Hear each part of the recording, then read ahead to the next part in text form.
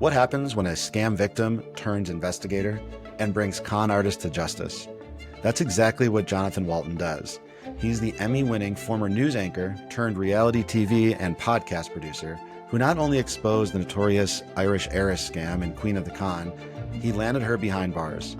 Today, Johnathan shares the inside story of betrayal, sleuthing, and redemption. Get ready to meet the man who hunts con artists for a living.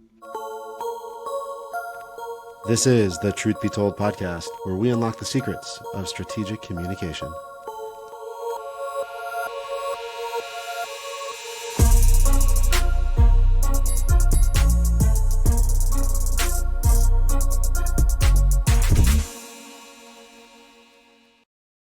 Johnathan Walton is no ordinary journalist. With a background as an Emmy-winning TV reporter, and then transitioned into producing reality TV shows like American Ninja Warrior and Shark Tank. But his passion project was Queen of the Con, where he investigates frauds and helps victims reclaim their lives, including bringing one scammer to justice after she conned him personally. On this episode, Johnathan shares his 14 red flags from his newest book, Anatomy of a Con Artist. He's a seeker of truth, a protector of victims, and a compelling storyteller that you won't want to miss. Welcome to this episode of the Truth Be Told podcast. I'm here with my friend, Johnathan Walton, a little bit of jack of all trades. I'm excited to talk to John today about Anatomy of a Con Artist, book coming out here soon for people to grab. And we're going to talk about why we're talking about con artists. And my first experience with Mr. Walton here was creating a murder mystery for a conference about, a year and a half ago or so? Yeah, God, that was so fun. It was awesome. Yeah. And so your ability just to tell a story, to put information together in the form of different types of media, and looking through your website, you've done everything from some crazy production. I saw you were on Dr. Phil, you're hosting a bunch of podcasts, you got a bunch of craziness going on, which is really cool. And we'll get into that. But specifically today, we're going to talk about what is a con artist? What are some of the red flags people should be aware of? But before we get into it, why do you care? Why is this something that is a passion of yours, to educate people on the art of the con? Well, I'll be honest. I was blissfully ignorant of con artists and their existence for the majority of my life, because I don't think people realize they're real. You know, like the movie Dirty Rotten Scoundrels, one of my favorite movies of all time. Michael Caine, Steve Martin, they play a couple of con artists on the French Riviera, conning wealthy women out of millions, and they pretend to be doctors, they pretend to be royalty, they pretend to be a U.S. military. Like, you know, I watched that movie 1,000 times. It's my favorite movie. I can quote you lines from it. Oklahoma, Oklahoma, Oklahoma. Like, love it, love it, love it. But and movies like it did a tremendous. There aren't people pretending to be royalty that you know in your life, who you meet, who you're dating, who's a neighbor, your coworker. No, but the opposite is true. Con artists, professional con artists, are everywhere. They're everywhere. And most people think, like I would have thought before I got conned, well, no one can con me. I'm too smart for that. And that's the thing. Con artists don't outsmart you. They outfeel you. They develop an emotional bond with you. They become your best friend, your lover, your boyfriend, your girlfriend, your neighbor. And by the time they get your money, most times they don't even ask you for money. You offer it because they've created this theatrical picture of a damsel in distress, or there's an emergency or something, and you care about them, you love them. And that's exactly what happened to me. I got conned by a woman who was my best friend. And I'm a gay guy, happily married gay guy, not into women at all. So this wasn't like a sexual thing, because most men who get conned by women, they dangle sex, or they're having, you know, so police tend to dismiss it because, oh, this is a girlfriend who whatever. But in this case, this woman was a professional con woman. She moved into my building. She established a fake identity, a fake name, and she became my best friend. And the way she got in with me is the way every con artist gets in with every victim. They figure out what buttons to push, what you're sensitive to. At the time, I had come out as gay. My family had disowned me. So I hadn't been home for Christmas for like 8 years the time I met her. And she quickly grabbed onto that fact and said a similar thing. Well, she said, my family disowned me too. They're trying to get me disinherited. You know, she painted this picture that she's this Irish heiress from Ireland, and her family, her great grandfather was a founder of Ireland, and she had a Constitution of Ireland hanging on her wall, and she showed me, like, she had all these props.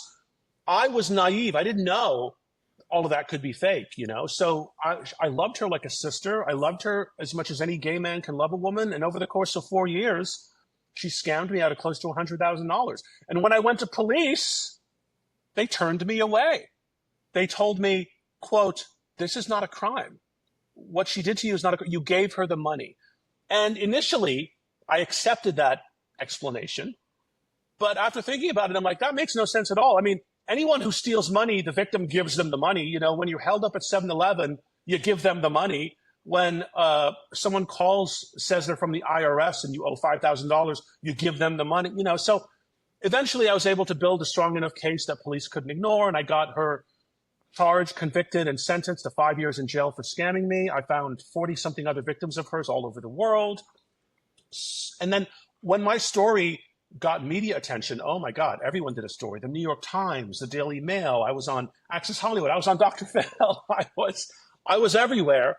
I started getting contacted by literally hundreds and hundreds and hundreds of other victims of other scams, inspired by my story of fighting back and, you know, bringing my con artists kicking and screaming to justice. And they wanted me to help them with advice and how did they get their con artists. So I started investigating over the past 8 years all these different con cases. And very quickly, it occurred to me, I started seeing the similarities. Like in every single professional con artist case, they're using the exact same techniques on these victims, the exact same techniques. I've identified 14 of them. So I wrote this book, Anatomy of a Con Artist, the 14 red flags to spot scammers, grifters, and thieves.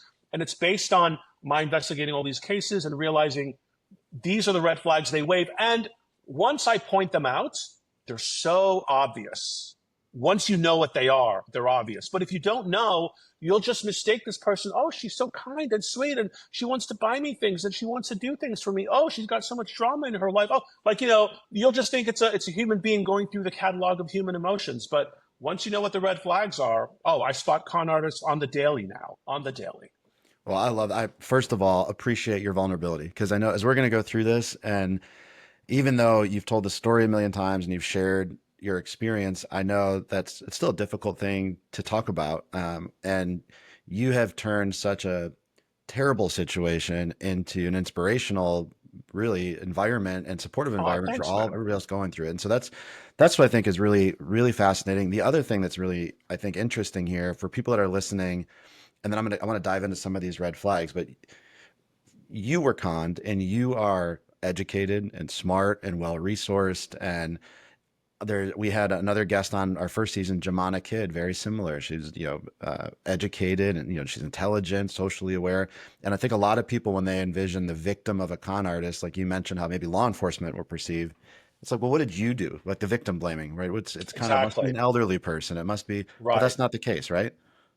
No, with professional con artists, and I do believe this is the most underreported crime in America, because the vast majority of victims don't want to report it because they're embarrassed. Because one of the red flags I point out in my book, it's red flag number 13.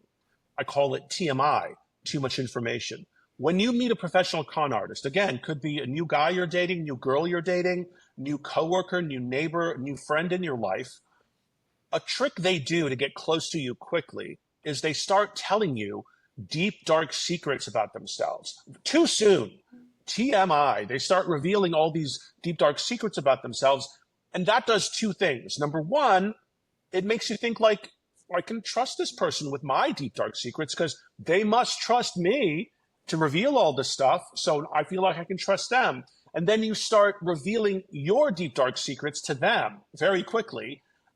It's human nature to do that. When someone puts a hand out to shake your hand, you instinctively put your hand out. Like when someone reveals something personal, you feel like, I want to reveal something personal too. It's a trick they use, and it's very effective. So by the time weeks and months go by, this con artist knows so much about your life and all your secrets, and that was their plan, that by the time you realize they scammed you and the money is gone, you start thinking, if I go to police, I'm going to have to reveal all this stuff, and they know all my secrets, and they're going to tell police. And like, because maybe some of the things aren't legal. Maybe some of the things you reveal to the con artist might, you might worry, will I get prosecuted for that? I confessed all these crazy things in my life.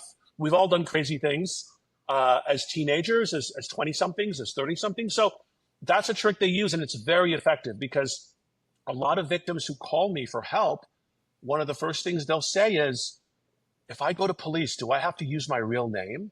They don't want to use their real name. They're so not only embarrassed by the con, but they're worried that their deep, dark secrets they told this con artist will get out into the ether, will be in a police report, in a court transcript, and that's their worst fear. So it buys their silence. And after getting conned, if you stay silent, you are literally enabling the con artist to scam again and again and again and again. So most people don't go to police. That's a red flag. But the biggest red flag that I write about in the book is red flag number one. They want to help. If you meet a stranger, new boyfriend, new girlfriend, new neighbor, new friend, and they're just so helpful. They figure out what your problem is and they want to help and they have a solution. And the solution 9 out of 10 times is not even real. But you are in such a bind. You're looking for some kind of ray of light, some kind of hope. One of the victims of my con artist, his name is Bob. He's an engineer in Newport Beach. He owns 2 homes. He's a wealthy, smart, brilliant guy, right? He created the technology. When you're texting someone and you're waiting on a text and you can see the ... Mm-hmm. He created that, the ... Like that was his idea. He's a brilliant man. So he got conned by my con artist, the Irish heiress, because when he met, he was going through an undesirable, custody arrangement with his kids. And what did she do? She offered to help. She told him, well, as luck would have it, I'm a child custody investigator for the courts. I can help you.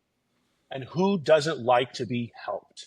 So that is red flag number one. You meet someone new and out of the gate, they're offering to help. Doesn't mean they're a con artist. There is a chance they're a good person just offering to help.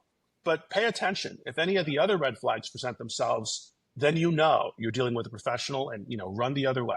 Well, those two things, so the TMI and the I just want to help, it's this element of reciprocity, like empathy, right? It's the same thing you do with a best friend or whoever. Somebody's going through something and naturally you want to share a similar experience or story to make people feel comfortable to talk to you. But this obviously can be used from a negative circumstance. I want just to dive into those two real quick. We got a lot of investigators that listen. And so they're going to be some of the first line of communication with the victim. How can they maybe think about what you just said, where somebody has this fear, a victim has a fear of, all right, well, I've shared these intimate secrets or I've had these moments with this person. Is this going to come out? And maybe that's a reason they don't disclose the crime. Is there anything investigators can be aware of there to help victims? I mean, that's a great question. And you bring up a great point that I've not even thought to consider. If we could make changes, yes. I think if the investigator says, listen, if there's embarrassing stuff that you told this con artist, rest assured, that's not part of our case. That has nothing to do with the crime. They took your money through deceit. That's a crime. That's a felony. Depending on what state you're in, it's theft by deception or, they call it theft by trickery. They call it different things in different counties and municipalities. But that's the crime we're focusing on, the lies they told you to get your money. The personal details of your life that you told them, that's not part of the case. So don't worry. We'll keep that private. We'll keep that between us. Yeah, I think that would alleviate a lot of worry in victims who are scared that their secret's getting out. I think that's a really good message because, I compare what you're talking about, not the type of crime or what people deal with. That's not comparable, but the experience of victim blaming or shame or fear of disbelief is the same thing you see in sexual assault investigations where people are afraid to come forward because, well, wait a second, is this going to be projected like it was my fault? Did I put myself in this situation? And a lot of that comes at how does an investigator or a victim's advocate help people feel more comfortable without judgment to share their story? I mean, it's a fine line, right? Because I've seen both sides. Initially, I was not believed. I was questioned. By the time I got police to take me seriously, they interviewed me multiple times. I didn't know they were recording the interview. They told me that on the third time. They're like, we watched your interview with my sergeant and we believe you. I'm like, really? So now after like 12 hours of me talking, you believe me? Thank you. But I get it because I had to go down to LAPD probably a dozen times to talk to police for my case. And so a lot of times I'm sitting and waiting to be seen by the detective. He wasn't even a detective. He was an officer trying to make detective. This is how unimportant me and my case were to LAPD. I got assigned to a detective. Finally, after badgering for weeks, then the detective calls and says, listen, I've been reassigned. So your case is going to this officer who's working hard to be a detective. I'm like, great, that sounds promising.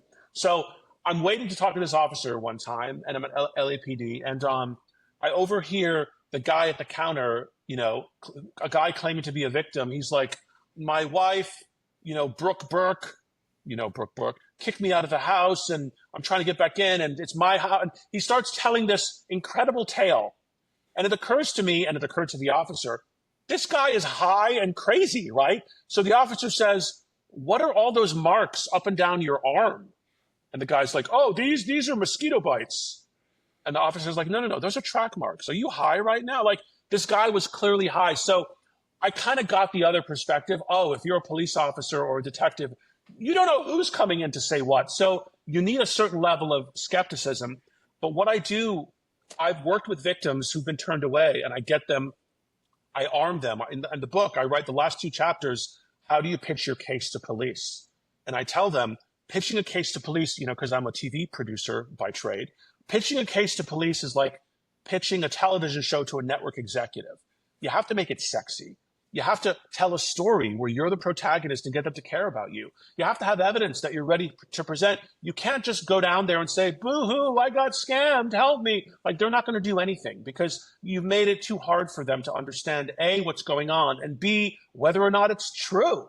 So I've worked with victims who've been turned away. I help them write up an affidavit. I help them organize all the evidence. And I'm with them on speakerphone as they go back and pitch their case, and their case gets investigated. So there is a trick to, as a victim, getting police interested. So if you're the investigator on the other end, I would say, be kind and try to suss out what the evidence is, before you're outwardly skeptical. Like, is there a bank exchange? Like, is there a bank record that proves they got the money, or how did they get the money? And because listen, these cases are tricky to lay out for a jury. And this is what the prosecutor told me at the onset of my trial. He said it comes down to a he said, she said. Like, who are they going to believe, you or the con artist? So you have to focus on the crime. The crime is they lied to get your money. That's the crime. All the other crazy made up things don't even matter. All you have to prove is, did they lie to get the money?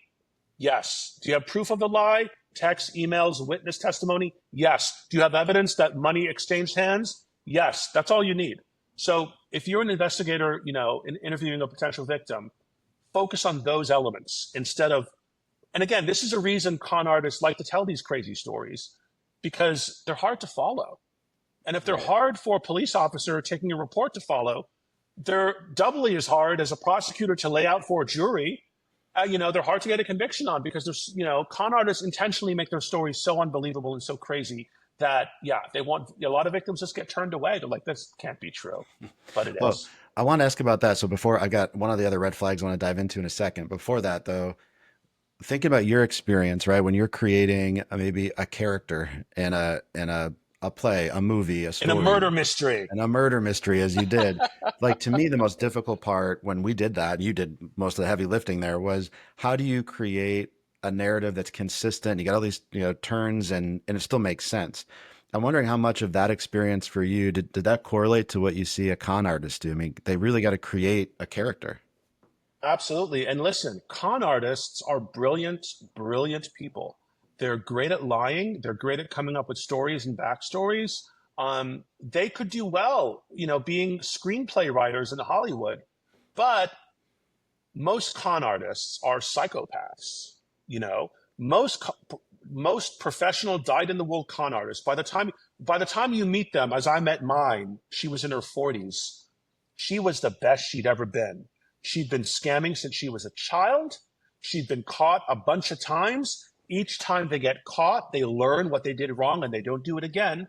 They get better and better and better. So when you meet an adult con artist, be it con man or con woman or con person, they are they're the pinnacle of their career because they've been scamming since they were children. My con artist, I know her whole backstory. She was a lying, cheating scoundrel since she was a child. She was breaking into neighbors' houses. Her neighbor who grew up on the street with her, whose house she broke into, Kismet, Godwink, call it whatever, serendipity. He is a big financial analyst guy who, I live in downtown LA. His office is a couple blocks from me. He heard me on the podcast and called me up and is like, hey, I grew up with this woman and I met with him for coffee a couple months ago. And he told me, yeah, she would break into my house. She'd steal things. She told all these crazy lies. When she was in high school, and again, I am equally disgusted and envious of the creativity here because, I'm a producer. I like creative things. I need to write and come up with ideas. She was good at that. When she was in high school, she would date college guys, have sex with them, and then tell them she was pregnant and needs money for an abortion. And they all gave her money, no questions asked. It's a brilliant con, but it's cruel and evil. But again, this is her in high school. So by the time I met her, she knew what props to have.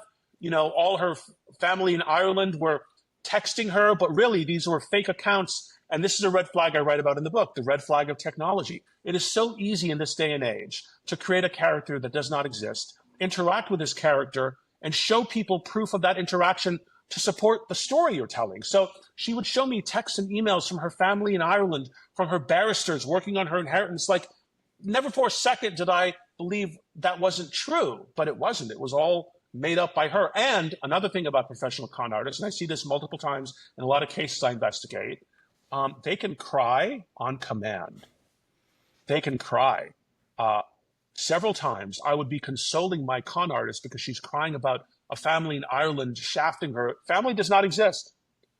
Tears are wetting my shirt collar, and she's convulsing, and I'm saying it's going to be okay. It's going to be okay. All of that was fake. This is how talented these people are. They can cry on command. You just hit a couple of your red flags. One you talked about was technology. I'm just going back to that real quick because when I was reading that, I thought we take everything for granted now, right? Everything is fake news in everybody's mind. So you got to be skeptical. Yeah. But I got the chance to talk to Cecilia, who was one of the victims. I don't know if you watched or familiar with the Tinder swindler. Yes. And part of that, as you mentioned that, and I was reading in your book, he sent her pictures of his bodyguard with bloody head and sent images. Yeah. And text it was all. Yeah. It was all, he used technology. His entire scam was based on technology. Right. But none of what he was showing was real. They were all staged and shot at different times. But again, how many times has someone held up their phone and said, look what so-and-so just texted me? As a regular person, you don't think, is that so-and-so? Or is that a character you invented to sell me this story? Like, no one thinks like that. But in this day and age, you gotta. Yeah, Tinder Swindler, fascinating documentary on Netflix. I loved it. And watch it. You can count every one of the red flags. They're there. Absolutely. Yeah. The technology piece. When I read that, I was thinking, man, how, especially with AI right now. And we had another episode with an AI expert last season, and we were talking about deep fakes, whether it's audio, video, text, whatever, pictures, how easy it is. And we just take for granted this must be true. And that's just falling right into the arms of a scammer. Yeah, and I write about this in my book, and my advice that I give in my book for people is, and I have this in my own family and my own circle of friends, it is too easy. A con artist can impersonate anyone now. They can clone the voice of your son, of your mother, of your father, of your cousin, of your friend, and use it to call you and tell you a crazy story and why they need money. They were arrested. They're in jail. They're in a car accident. They're in the hospital. And that's another red flag I write about. Drama. They amp up the drama. You care about this person because you think it's your brother, your cousin, your mother, but it's an AI voice. So as a precaution, we all need to come up with a verbal password. So, and anticipate this happening. It already happened to my mom. My mom got called from someone she believed to be her grandchild. It was not, but she was smart and she knew, and she hung up and called her grandchild, and they were fine. So we all need to come up with a password. So when we get these calls from someone we know asking for money, say, well, what's our password? And then you'll hear crickets because, they don't know. We need to have a family meeting. Our verbal password is whatever, sunshine. What's our password? Sunshine. Then you know it's real. Yeah. That's my If advice. if your password was sunshine, change it now, Jonathan. You just told thousands of viewers. No, my Um, password is not sunshine. yeah. When you mentioned drama, drama, drama, so that's red flag number three in your book. And I was looking up from your con artist, and I'm sure there's a million more of these, but just looking at the website, just to give people an idea. So pretended to have cancer, have lupus, be on the run from an abusive boyfriend, be a psychologist, be a psychic, be a Satanist, be a lawyer. She pretended to be a former Olympic ice skater, a former Cowboys cheerleader, of course, and to have sick daughter or daughters who needed help and money. And you mentioned a few other things, but it seems like there's always something terrible going on in their life. Yes. And that's how con artists operate, right? They move into your life, they get you to like them and love them because red flag number one, they want to help. Red flag number two, they're too kind, too quick. Red flag number seven, isolation, they isolate you. And it's so easy to isolate people. You have no idea. It's social engineering. If I told you, like you and I both know Carlos, right? Right. So let's say I said, hey man, Carlos said that you had your penis removed and now you have a vagina. Like, Why is you'll be that? mad Why at, is that what you had to come up with, Jonathan? well, because I want to say something so crazy, but Okay. even though you know Carlos, immediately you're like, what is he? And you think he's shit talking you now. So now you're mad at Carlos. Look what I was able to do in 5 seconds based on a lie. So con artists do this. My con artist did it to me. They tell you so and so said this about you. So and so did this. And they get you to hate so and so and you avoid them. Meanwhile, they're scamming so and so and they're scamming you with different stories. So it's so easy to do isolation. That's interesting because I can imagine you're describing that, and now I'm mad at Carlos. Shout out to Sarasota County Sheriff's Carlos, but as you're thinking, I'm thinking everything from relationships, jobs, con art, whatever it might be, is people tend Yeah. to, if you don't share your story with other people, it's easy to be manipulated, right? Because nobody else is holding you accountable. Yeah, one of the most tragic cases I write a couple chapters on in the book that has to deal with the red flag of isolation is this widow who contacted me for help, and we initially went to police and they turned her away, and I armed her with how to pitch a good story, and the police investigated.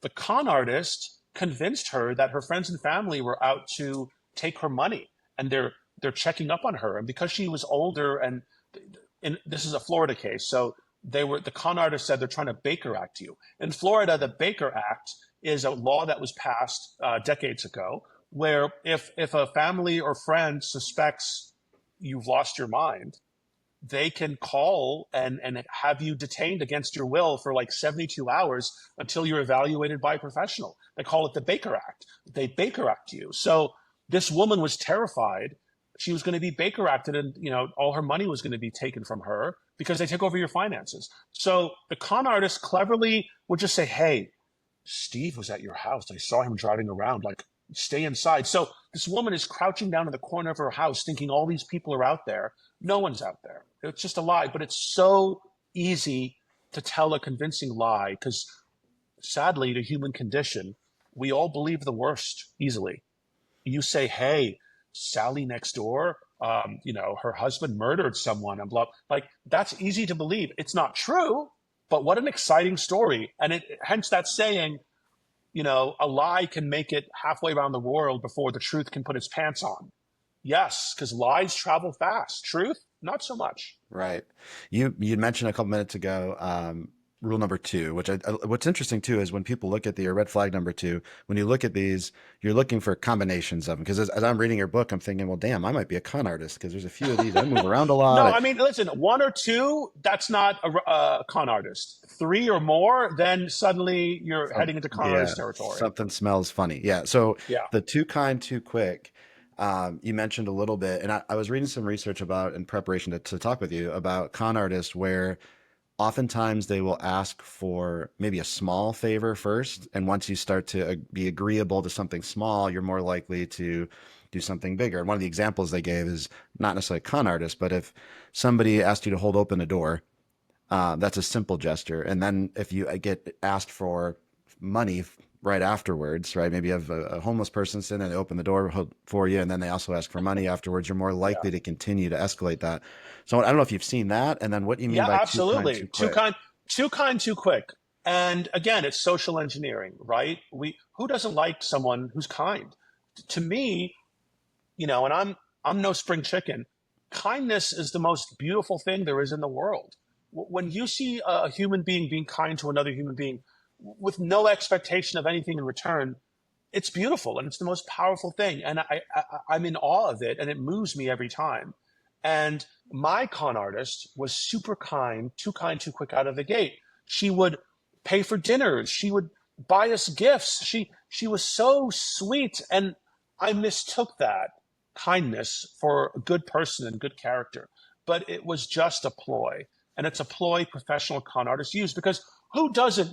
You're sitting on an airplane and you see a young guy pop up to help an elderly woman get her luggage up in the overhead bin. Like, we like those acts of chivalry, of kindness. And con artists know that. So that's one of the red flags. You meet someone and out of the gate, they're so kind. They want to pay for dinner. They want to buy you gifts. They want to do things for you. And your inclination is to be like, oh, what a great person. I'm so lucky I met them. But no, be suspicious. See if any of the other red flags are present. Is there a lot of drama? Are they trying to isolate you, telling you things other people are saying about you? Do another thing. Beak wedding is a red flag I write about, which you kind of hinted at. Beak wedding is how my con artist got me. I loaned her $5,000 and she paid me back the next day. So that act, her intention was never to get $5,000. Her intention was to establish a record of paying me back so I would trust her.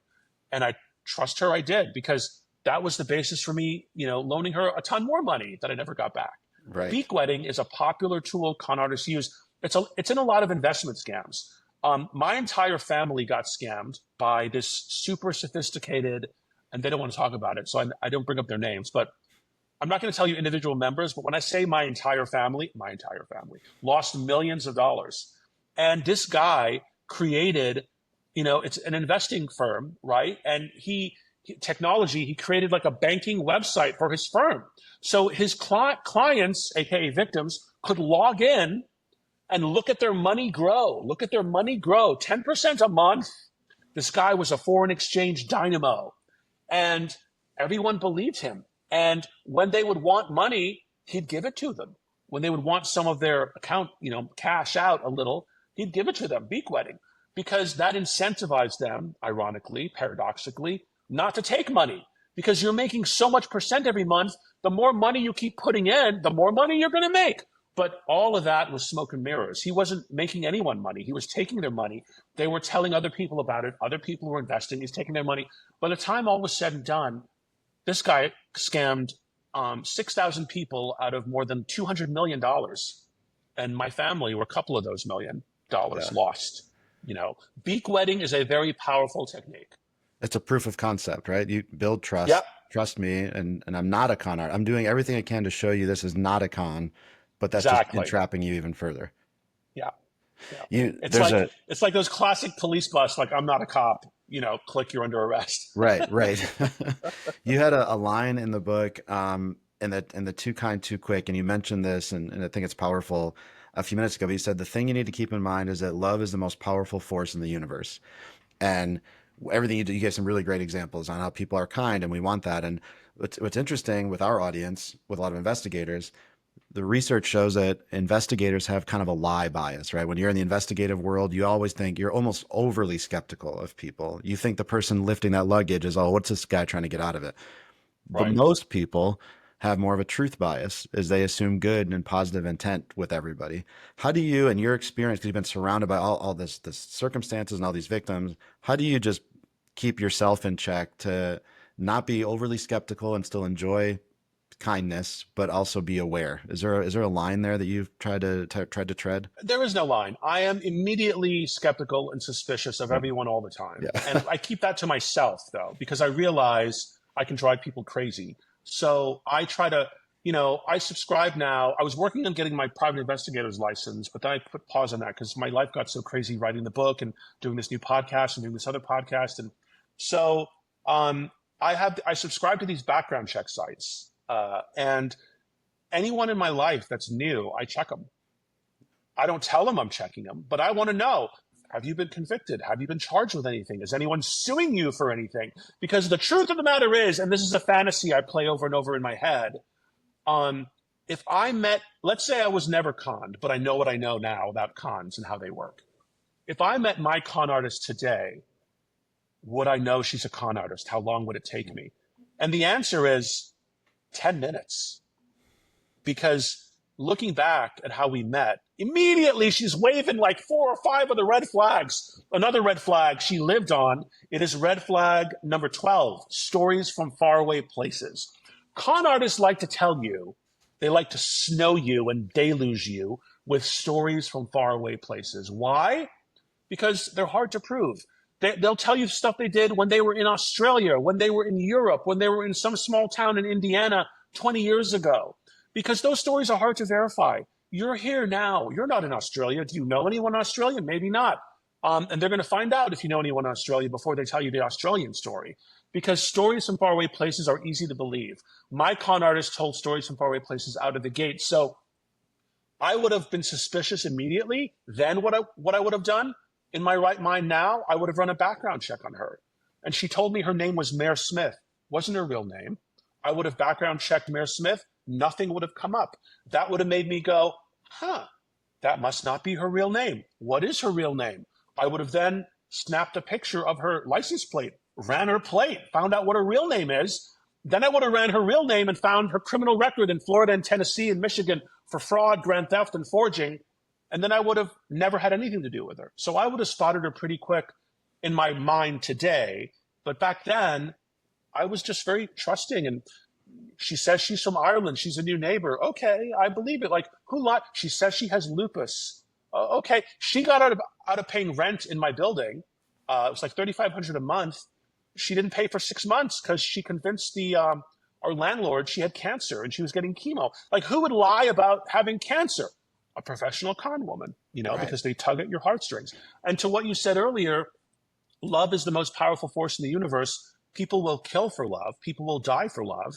A con artist's job out of the gate when they meet you, when they meet any new mark, they need to get that mark to love them or love the cause they've invented out of whole cloth.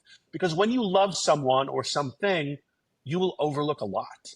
You will overlook a lot. Because, again, con artists don't outsmart you. They outfeel you. They want you to love them or love the thing they invented. Because when you do, they can have their way with you.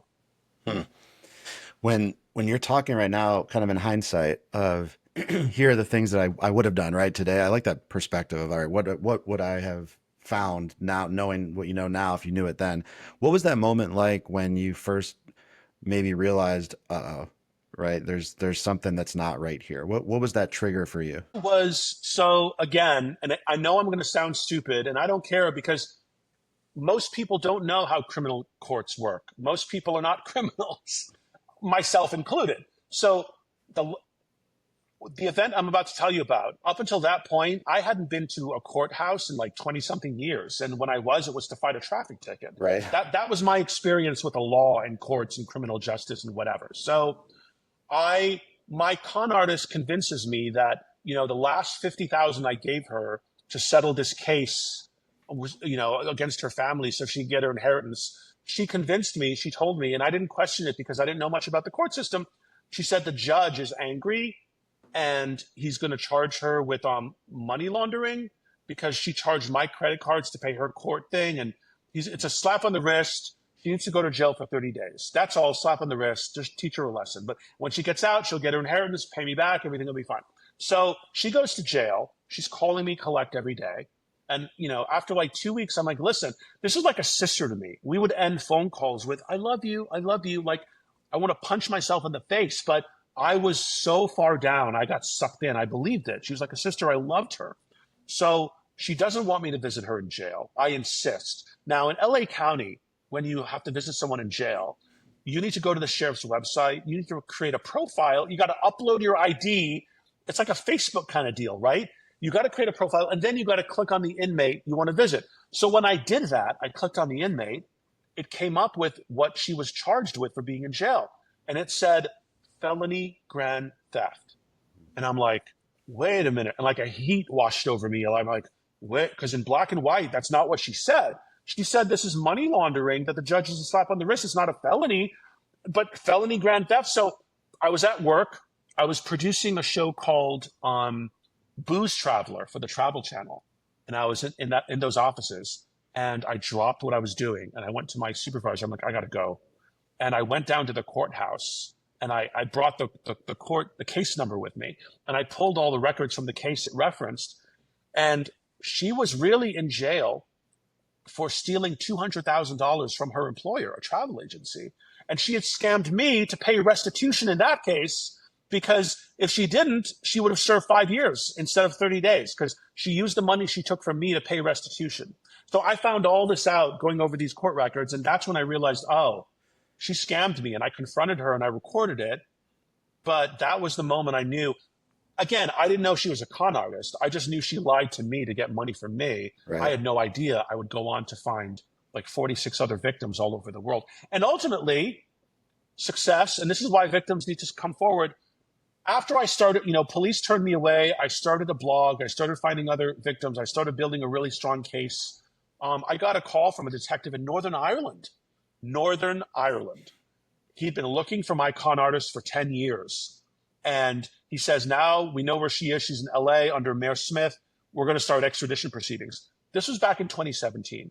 So as the years are passing, 2018, 2019, 2020, pandemic, I'm sharing with this detective in Northern Ireland all her latest cons, all her latest scams and victims. And he tells me he's working on the extradition papers and this, and he's filing this. And finally, it was just a miracle. Last year in February, she was out of jail for scamming me. She got out early because of COVID. She got a 5-year sentence. She served 2, got out because in California during COVID in 2020, they released a bunch of inmates, 10,000, to stem the spread of COVID.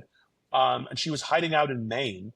And the federal marshals banged on her door and arrested her. And they flew her over to Northern Ireland. She got extradited because of me, only because of me. And I outed her, put a website, did a podcast. I was always surprised. It's such a beautiful story in the end, because in the beginning, she was the puppet master pulling all the strings and I was the idiot puppet. But in the end, I'm the puppet master pulling all the strings, because she had no idea. Once the podcast came out, Queen of the Con, we got 15 million downloads now. Like, all the new people she's scamming heard about her, and they're informing me about all the stuff she's up to. She started a satanic church. She changed her name to Lucia Belaya and became a high priestess, scamming Satanists who she thinks will never go to police. Well, they called me. Oh my God, I got a call from this big satanic author asking for my help. I Google his name. I find out they're trying to pin a murder on him in the UK because 2 people murdered someone in this human sacrifice ritual he wrote about in his book. So I'm like, oh my God, I have the likes of this guy asking for my help, but everyone's susceptible to getting conned. So it fills me with great relief and joy that in the end, I was the one pulling the strings, getting her extradited. And right now, she's facing trial. The trial got moved to September 1st in Northern Ireland. So I hope and pray for justice for the victims over there. Justice delayed a little bit, but it's pretty powerful. The power of the media, the power of your voice, the power of collective voice, and you did all that. That's pretty powerful. Yeah, I mean, that's what I tell victims. You have to speak up. You have to point the finger and say, this person did this to me. You don't know the effect it's going to have on someone else. You don't know other victims that are going to come out of the woodwork and be inspired by you. I get emails and messages all the time from people thanking me for helping them avoid getting conned. One of the most powerful emails I got was from this college professor. And she's like, thank you for sharing your story. There's a woman in my life doing the same thing to me, and I didn't realize it till I read your story. It's all the same techniques. And now that I know, I'm not talking to her, and there was an ask for money, and I'm not giving her money. I'm like, thank God. Like, it makes me feel good that I can use what happened to me as a cautionary tale and as an educational instrument. Like, this is what it looks like. It's easy to spot if someone points out what it looks like. But if it's similar to you're walking down the street and some guy in brown hair and glasses passes you and you don't even notice. But if someone were to tell you, hey, there's a guy with brown hair and glasses coming, let me know if you see him, then it's easy to spot because I told you what he looks like. Right. You can see, oh, that's the guy. So it's similar. When I point out what these flags are in real life, you can see them a mile away. Well, I think that example is really powerful because from your experience and from reading your red flags, con artists aren't what you might just see on TV. These are seemingly kind, normal, loving, giving people. Charismatic, Charismatic, right? And it, funny, fun. you mentioned what I thought was interesting. Red flag number 9: a good day job. When you're watching a movie or whatever, these con artists, like, they're just professional criminals all the time. That's what they do. They live in the darkness. But these people could be like the receptionist at your office. This could be your doctor. This could be anybody, right? A regular day job.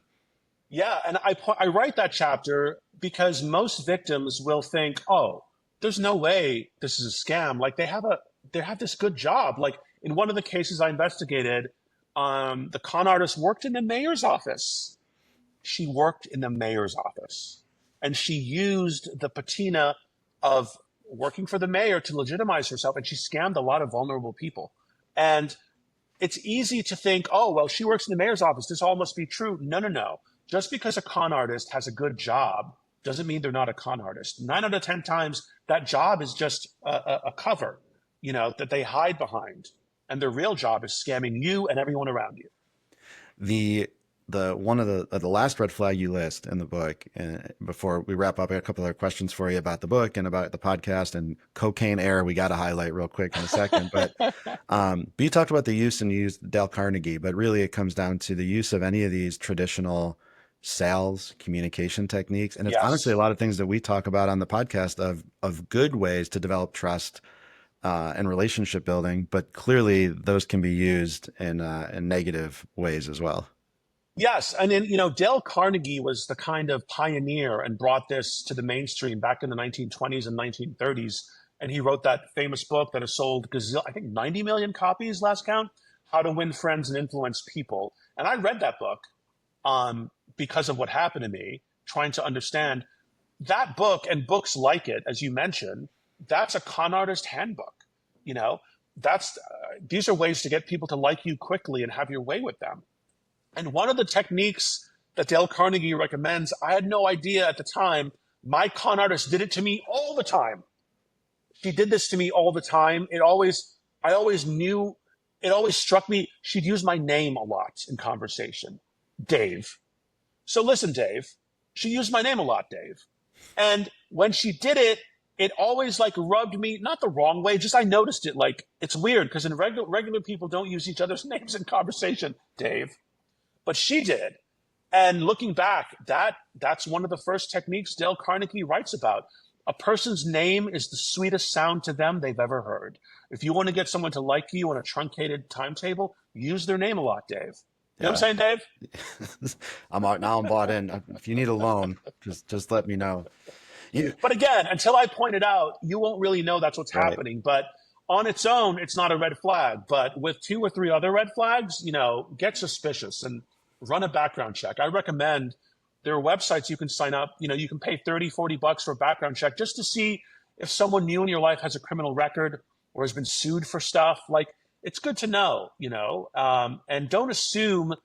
A thing that I noticed in my life too, my own mother, we had this family friend growing up. I had no idea was a professional con artist, right? She scammed my mother. She scammed everyone in my mother's social circle. And then she disappeared. I didn't know any of this until I went public with my story. And my mom called me and was like, remember that woman?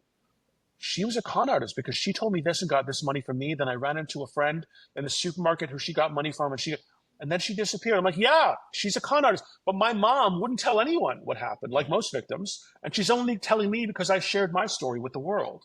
So I do think professional con artists are everywhere, and it's the most underreported crime today. Fill in the blank here for me. If you start to feel blank, be cautious, be skeptical. I would change that story to I would change that sentence to be skeptical of new people. Be skeptical, the new coworker, the new person you're dating, the new neighbor. Are they too kind, too quick out of the gate? Are they offering to help? Is there a lot of drama in their life? Are they using their phone to tell you stories? Look at this text, look at this email, look at my bank balance. Are they telling you, are they shit talking other people to you? This person said this about you and getting you not to talk to people. I mean, once they start to stack up, Another red flag for new people in your life, where are they coming from? Are these people moving around a lot? Con artists move around a lot. They change addresses. A regular person in their lifetime will move a total of 11 times on average. 11 times, which sounds like a lot. But a con artist, my con artist, by the time they got her, she had like 45 different addresses. 45. So professional con artists move around a lot. So factor that in. This new person, are they coming from here? Where did they say they were before? And any background check you run, it'll pull up all their addresses. And if it's a long list of addresses, be suspicious. So enter every situation kind and friendly, but in your mind, like, let me see if what they're saying is true, and smile. You don't need to like be angry or offend them that you're suspicious. You don't need to let them know. Just quietly to yourself, try to figure out if what they're saying is true and try to find evidence. Verify. Yeah. I think I have the right word here. My notes I'm trying to read, but in your book, you said that this work gnaws at your soul, right? And it's It difficult work, does. but so why keep going? Why do you keep doing what you're doing? Well, listen, again, it's just who I am, right? I look back at my life, and I just did this the other day. I'm driving along in LA, like these rental scooters are everywhere downtown, right? It's a nuisance. So it's a Sunday morning. I'm driving on Grand Avenue, which is like right in front of the Disney concert hall, like a major thoroughfare, but it's early, so not many cars on the road. Someone left one of these scooters like hanging in a lane when you turn a corner, and I nearly hit it and I missed it. I immediately pulled over, got out of my car, went into the road and pulled it out and threw it on the sidewalk. So, because in my mind, I missed it, but I can imagine my mother, my friend, someone I don't even know, it would hurt me to know that someone ran over it and it caused an accident. So it makes me feel useful and purposeful that I can help someone. If someone knocks over, the other day, someone knocked over this thing of Pampers in the supermarket and kept walking, I immediately thought, my mother could trip over that. Like that could trip someone. I pick it up and put it back. I don't work there, but that's just my makeup. Like I want to it makes me feel kind of powerful that I can prevent these horrible things from happening. Like I'm some kind of Superman. So that's my makeup. And, it fills me at the time. I remember when I realized I was conned, I just felt like I was being punished. Like, how could this happen to me? Like, I'm a good person. Like, how could, I'm looking up and talking to God, like, how could you let this happen to me? But now I see it was meant to happen to me because I was meant to out this biatch and put her on blast. And I'm meant to do the work I'm doing, helping other people avoid getting conned and helping other people get justice once they do. It is soul crushing, and it does gnaw at my soul when I'm talking to these victims and hearing their stories, that they're just these evil people walking around, and they look like nice, fun, loving, charismatic people that you want to like and love, but be on guard because they are all wolves in sheep's clothing. I love that message. You're a special person, Johnathan. I mean, it's Oh, for, thanks, man. You too, Dave. but it's not just, when you say preventing your mom from tripping over Pampers in the aisle, what you're doing, you're not only just potentially saving people money, millions of dollars, but the trauma. And, there's been a lot of people who've been victims of financial scams that have resulted in just terrible situations for their mental health and their Oh, well-being yeah. overall. So, you're saving lives by that education. And I want to make sure people know how to learn more about you because you do it in such a fun way. Obviously, people have listened. You're an incredible storyteller, Oh, thanks, man. but you've got everything from. I want to make sure people know how they can get the book. You've got the podcast Queen of the Con that we talked about a little bit. You've also got Cocaine Yes. Air that you're working. So tell us Cocaine a little bit Air. Oh, about my that. God. That is my latest podcast. It is the craziest story. And again, this guy, TJ Dominguez, by day, he owned and operated the largest Lamborghini dealership in the world back in the 1980s when cocaine was selling for $600 a gram. But by night, he's flying tons of cocaine for Pablo Escobar. And the fascinating thing about this guy's life is he only became a drug smuggler because he got conned by a couple of con artists. It sent him down this path of revenge that ultimately led him to flying plane loads of coke for Pablo Escobar.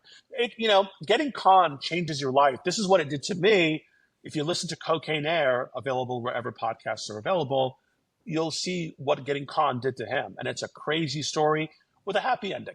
I love happy endings. We'll link that in the show notes so people can find that easy. Awesome. And then what is the best way for people just to learn more about the work you're doing and get ready for that Anatomy of a Con Artist book and learn more about these red flags? Yeah, Anatomy of a Con Artist. It's available anywhere books are sold. Amazon, Target, Walmart, Barnes & Noble, wherever books are sold. You can pre-order now. It comes out August 19th. It's going to be on Audible, the audio version, and there's the ebook. I was in the studio recording the audio version, and I forget, like you said at the onset of this, it's still, I teared up a few times, and I had to like take a moment, and I was so angry at myself in the studio, and these people are watching. I'm like, how is this still affecting me? But in a second, I'm right back there. I remember what that felt like, and the raw, and the hurt, and the betrayal. Yeah, so the audiobook is all me. Yeah, that's important. What you just hear said, me though, crying. it's okay. For people to know it's okay to feel that way, right? That's part of the process. It is, but as someone like me talking to me, and I'm an expert now, you think, oh, this guy, like, he must be so over it. But apparently I'm not, because Right. I can go back there in a second, and I remember, and yeah, I tear up and choke up, and I can't talk, and I'm filled with rage. Yeah. Well, I highly recommend the book. I got a sneak peek to look into it and read through it. And Thanks, man. the book is written in the same way you tell your story. So it's easy to digest. I dare say funny, but it's a funny way to share some of the examples because it really relates to just everyday life. Thanks, man. I appreciate that. And thanks for having me on today. Absolutely. Thanks for your time. Any last message you want to make sure people walk away with? Just, have a healthy, be suspicious about everything and everyone. I was at a cocktail party the other day, and I was with friends and my husband, and we met this handsome couple in their 30s. They look like they could be OnlyFans models. And they're telling us they just moved here from Arizona. They're going to retire. And I thought, well, you guys are in your 30s. You're going to retire. That was weird to me, but okay, I'll let it go. Later on, I just started paying attention to them, partly because they're hot. They look like an OnlyFans couple. But then they start telling different stories, different origin stories to different people. I overhear them saying they work security at a department store. I'm like, but wait a minute, that's not what they told me. So then I got obsessed, and everyone thinks I'm crazy, but nobody noticed this but me. Right. They're telling different origin stories. It's this hot couple, like something's up. And I have too much going on in my life to go ferret that out. But I warned the host of the party, I'm like, hey, those people, like, I don't know if there's something's up. They're telling different stories about where they come from. So that is a red flag. I can see your next podcast series will be the hot OnlyFans couple at the cocktail The hot party. OnlyFans couple, Yeah. running a Ponzi scheme. Yeah. Well, thank you, Johnathan. Thank you all for listening. I appreciate your insight, everything you're doing for both the investigative community and for victims or potentially protecting people from becoming victims at some point. So yes, that's the goal. Thanks, man. Thanks for having me on. Thanks for your time, and thanks everybody to spend some time with us and listening to this episode of Truth Be Told. To help more listeners find our show, please provide us a rating, give us a follow, and share this episode with your colleagues. For the latest news and to engage with our guests, follow Truth Be Told on your favorite social media apps. And don't forget, we are available on all major platforms, including Apple, Spotify, and watch a video of this episode on YouTube. On behalf of our guests and valued sponsors, thanks again for listening to this episode of Truth Be Told.